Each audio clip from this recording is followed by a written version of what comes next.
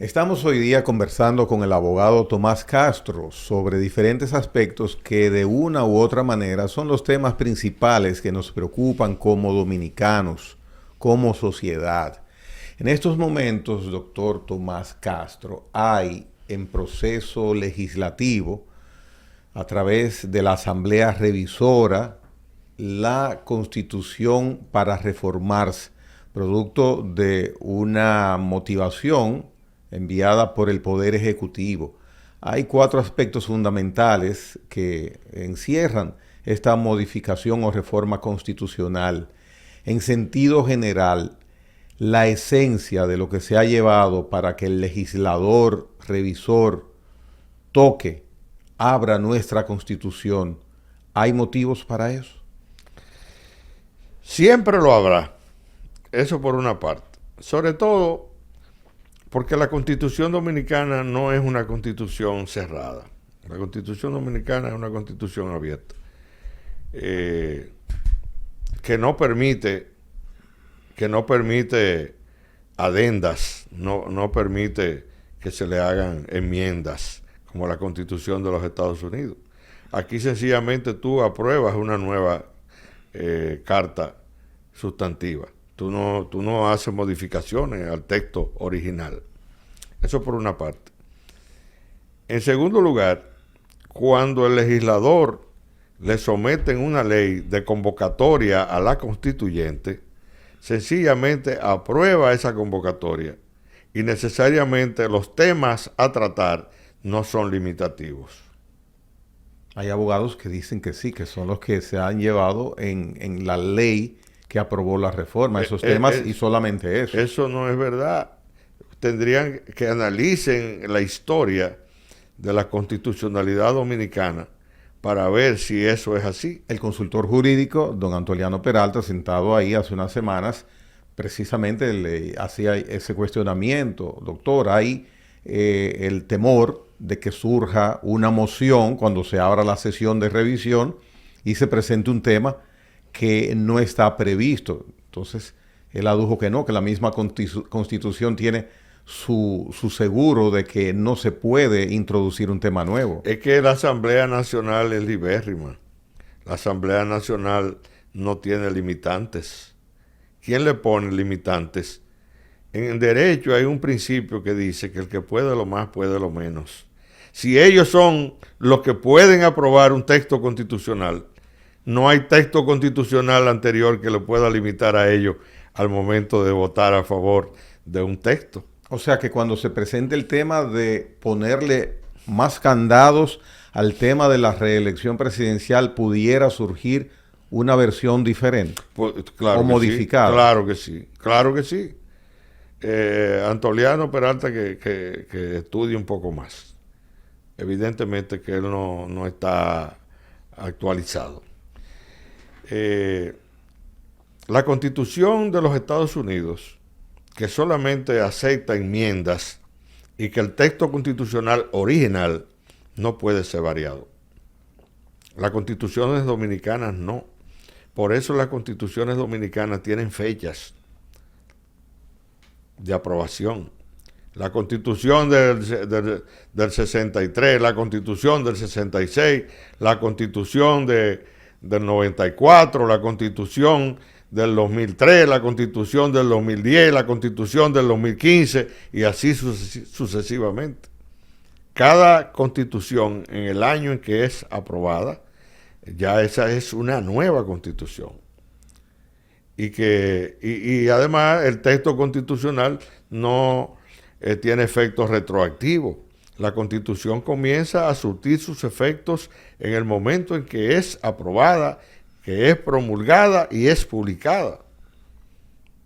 Nadie, el Congreso Nacional es libérrimo para adoptar una decisión que tenga el carácter constitucional, como lo han tenido todas las constituciones que hemos tenido a lo largo de nuestro país.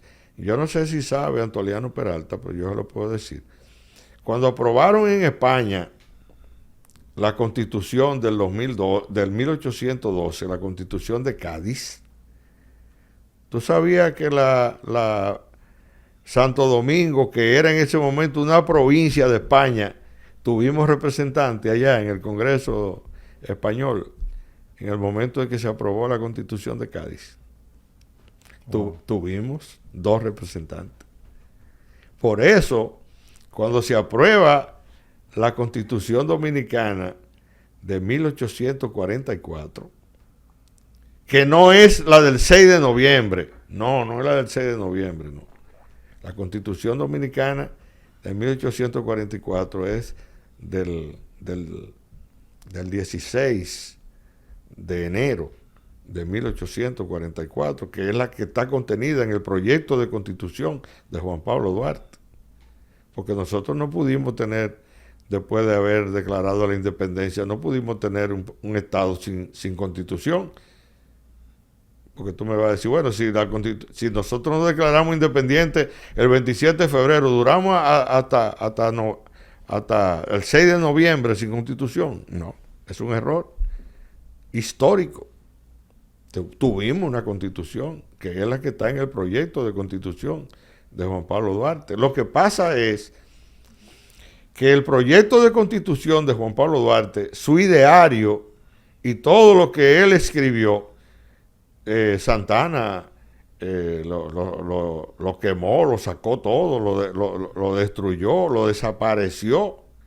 Tuvimos que esperar que Juan Pablo Duarte muriera para que su hermana Rosa, que fungía como una especie de secretaria de Juan Pablo Duarte, cuando llegó aquí al país con los restos de Juan Pablo Duarte, es que le da a algunos de los historiadores dominicanos de la época copias de toda la producción política, literaria de Juan Pablo Duarte. Y entonces es que se comienza a conocer la obra de Juan Pablo Duarte. Porque aquí, pues imagínate tú, cuando llegó el cadáver de Duarte, el presidente de la República era Meriño.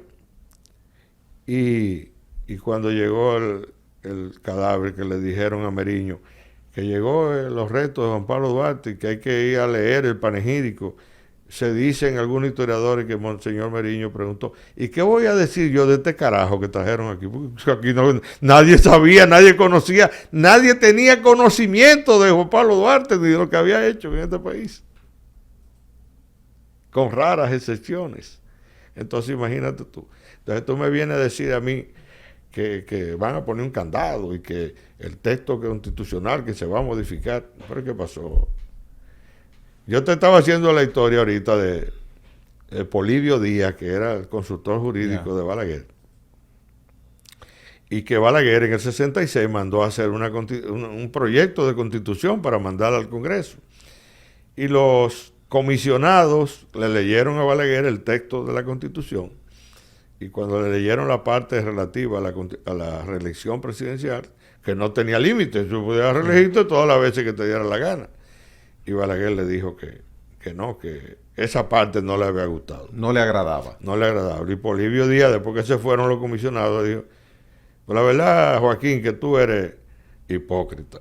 Pues, lo que más te gustó de todo eso que se hizo fue el proyecto de constitución donde establece que tú te puedas reelegir todas las veces que tú quieras. Y otra anécdota que yo te hice. ¿Usted conoce de las reelecciones de Rafael Leonidas Trujillo Molina en este país? No las No, Rafael Trujillo, Rafael Leonidas, como aquel rey espartano, ¿eh? Pues, hay que saber las cosas como son. Leonidas fue aquel rey espartano que con 300 hombres se detuvo un ejército de 1.000.000 de hombres en las Termópilas, aquella batalla histórica. Entonces Rafael Leonidas Trujillo Molina fue candidato en el 30 y ganó, pero en el 34 no fue candidato, fue peinado. Y así sucesivamente. Trujillo realmente no hubo grandes, ni siquiera tentativa de reelegirse. Él sí se mantenía en el poder, que era otra cosa diferente, pero no se reelegía. En el 56 el candidato fue Negro Trujillo y Balaguer de vice. Cuando matan a las Mirabal, el presidente era Balaguer porque Negro Trujillo había renunciado y Balaguer es que queda al frente del gobierno en el momento en que matan a la Mirabal. Presidente, desde el punto de vista legal o funcional o formal, era Balaguer, no Trujillo. Bien, volviendo al presente, cuando termine este proceso de reformar la Constitución Dominicana, ¿qué producto saldrá de ahí, según las perspectivas que Tomás Castro ve hoy? Bueno, hay preocupaciones. En el PRM hay preocupación, porque el PRM no es un partido. El PRM no es un partido. ¿Qué es el PRM? El PRM es un grupo de gente que se han unido con la finalidad de alcanzar el poder, con una sigla que mantuvo don Rafael Abinader durante mucho tiempo, que era el Partido de Alianza Social Dominicana, pero ese partido no tiene estructura. ¿Tú sabes, o has escuchado alguna vez que se haya reunido el comité ejecutivo del PRM para tratar algún tema importante para este país? Ese partido se ha pronunciado en términos como partido de algunas situaciones que se hayan creado en el país. No, nunca. Señores, cuando el PRD, el Comité Ejecutivo Nacional del PRD se iba a reunir en la Bolívar, esquina Delgado, se reunían todos los medios de comunicación de este país y si la reunión duraba a las 2 de la madrugada, daban todas las informaciones como noticia de última hora, que el Comité Ejecutivo Nacional del PRD tomó tal resolución, tal decisión, porque eso era un partido de verdad, con grandes masas, con estructuras partidarias. ¿Quién es el secretario de organización del PRM?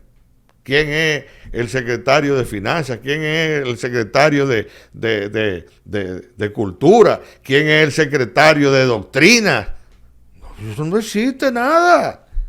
Ahí hay un presidente que es Paliza, que cuando yo era dirigente del PRD en los años 70, a lo mejor ni había nacido, y si había nacido andaba en pantaloncito corto allá en Puerto Plata.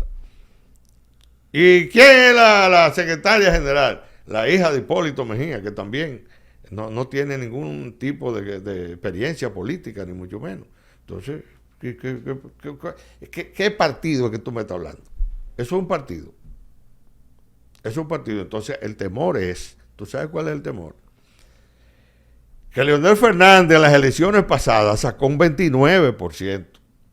Y que el PLD, aún con este tarupiñépido que tenía como candidato, sacó un 10%, un 11%. Tú sumas 29 y 11 y estamos hablando del 40%. Y si Luis no es candidato del PRM, entonces hay que contar con un candidato como Leonel Fernández, que ya tiene experiencia de gobierno, que fue 3 veces presidente y que puede unificar el PLD. Entonces hay gente que está temblando. Hay gente que está temblando porque no es verdad que David Collado, que la hija de Hipólito, que nada. El único posible candidato con cierta fortaleza dentro del PRM podría ser Guido Gómez Mazara, más nadie. Vea que el director de aduana, señor, usted es lo que es director de aduana. Usted no es un líder político ni es candidato a nada. ¿Qué es lo que usted me está hablando de disparate? Entonces, frente a eso, otro Leonel Fernández presidente otra vez.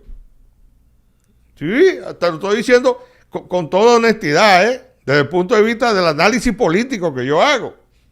Entonces, surge la preocupación y dice, bueno, presidente, es que el único que podría mantener al PRM en el gobierno, en el poder, es si usted es candidato. Pero ya se enviaron a hacer los candados en la reforma constitucional. ¿Qué candados? Los candados se abren, tienen llaves.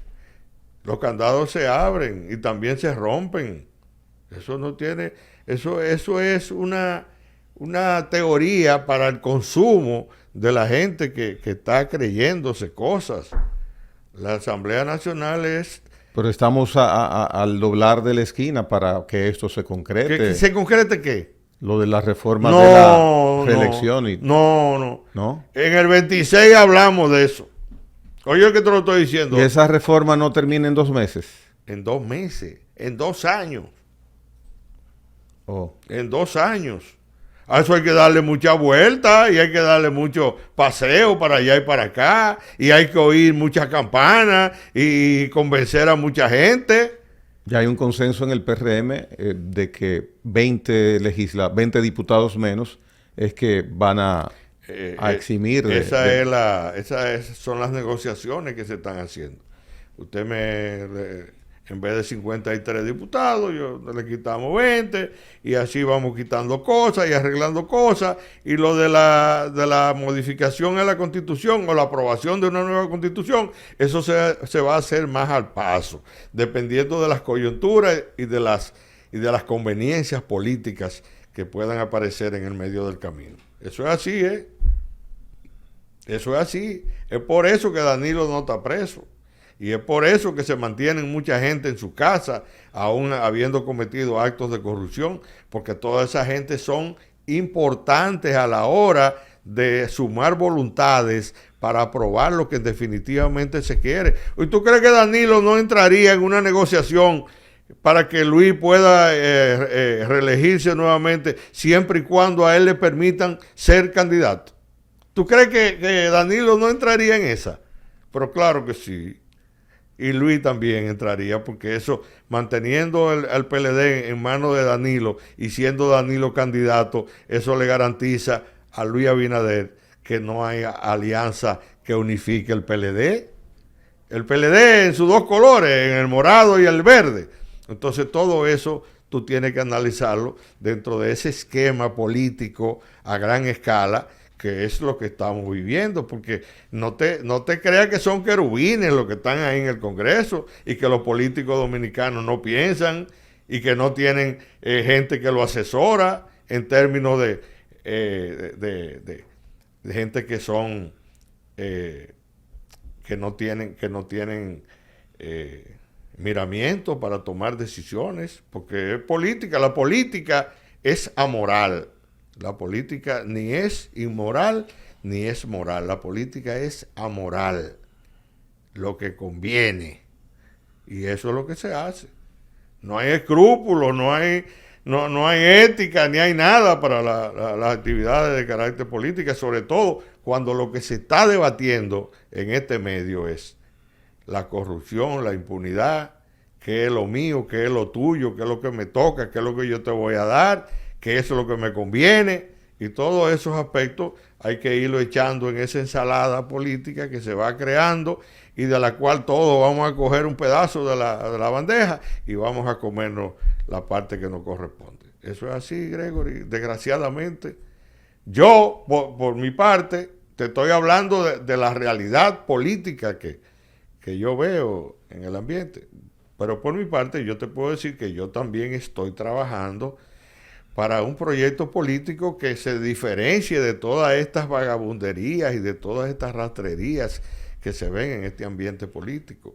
Eso quería conocer. En la pasada contienda hubo un momento en que Tomás Castro iba representando una organización que luego la Junta Central Electoral, por la razón que fuese, no llegó a aprobar como nuevo partido político. Así fue.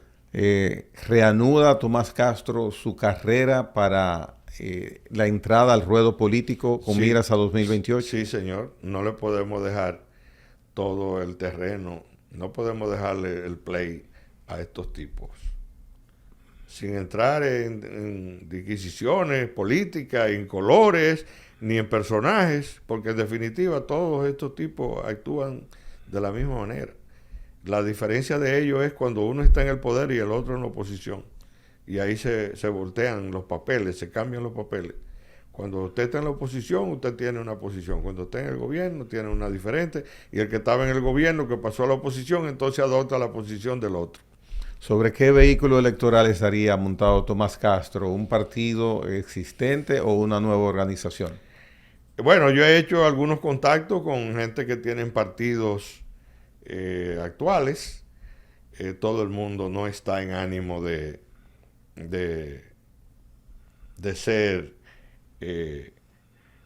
independiente, todo el mundo lo que está en ánimo de buscar alianza y buscar acuerdos y ver lo que me dan, lo que me puede salir. Y de ese punto de vista creo que finalmente no me va a quedar de otra que tratar de hacer lo imposible. Bien. Es crear un partido nuevo. Muy bien. La Junta Central Electoral opinó recientemente sobre el proyecto de reforma constitucional, la parte que tiene que ver con unificar las elecciones. ¿Qué opinión tiene? Sí, esto hay que unirlo. Esto hay que unirlo. Si se rebajan la cantidad de diputados, que yo entiendo que pueden rebajarse 90 diputados. Pero es que hay un acuerdo en el PRM de 20. Sí, pero que el PRM no es el país. El PRM no es el país. De cada 10 legisladores, 7 son del PRM. Sí, pero el PRM no es el país. Aquí, todos estos diputados se pueden rebajar a 90 o a 100, no más de ahí. Y rebajar todos estos ayuntamientos que no cumplen con las condiciones que establece la ley para que puedan ser un municipio. Aquí la ley establece que no puede haber un municipio donde hayan menos de 15,000 personas. Y aquí hay municipios que no llegan a esa cantidad de habitantes. Y tenemos 158 municipios y 200 y pico de distritos municipales. Eso es una barbaridad. Y entonces dicen, pero que no le dan los fondos que dice la ley, que hay que darle el 10%. Pero ¿cómo le van a dar a ustedes el 10% para que se lo roben? Porque si no hay la cantidad de personas que establece la ley para que sea un municipio, ¿para qué le van a dar los fondos? ¿Para que hagan qué con ellos? Este país hay que transformarlo en algo viable. Señores, ahora mismo está Nayib Bukele en El Salvador, que redujo la Cámara de Diputados a la más mínima expresión, redujo la cantidad de municipios que había en aquel país y ya está hablando de hacer un presupuesto que se baste a sí mismo con los fondos sin coger préstamos y sin tener y sin tener déficit en el presupuesto. Oye, ¿y por qué nosotros no podemos hacerlo? Sencillamente porque la repartidera y los cuartos que hay que darle a todos estos grupos mafiosos que se han convertido en partidos políticos, entonces vamos a seguir jodidos. Vamos a tener que concurrir al entierro de la República Dominicana. ¿Los miembros actuales de la Junta Central Electoral son viables para que continúen en esos cargos? Bueno, yo creo que ellos se ganaron parte del prestigio que lo harían susceptible de ser escogido para seguir en el cargo, con las excepciones que yo te puedo mencionar. Por ejemplo, a mí ellos no me gustaron cuando le aprobaron un partido a Valentín, un partido de carpeta. Ellos hicieron algunas vagabunderías, no te creas que todo lo que ellos hicieron fue transparente. Ellos hicieron algunas vagabunderías porque aprobaron una serie de partidos ahí a la carrera, única y exclusivamente porque iban a negociar esos partidos con Luis Abinader y el PRM. Entonces, esa Junta Central Electoral es una junta PRMista. Sí. ¿Actual junta? Sí, claro que sí.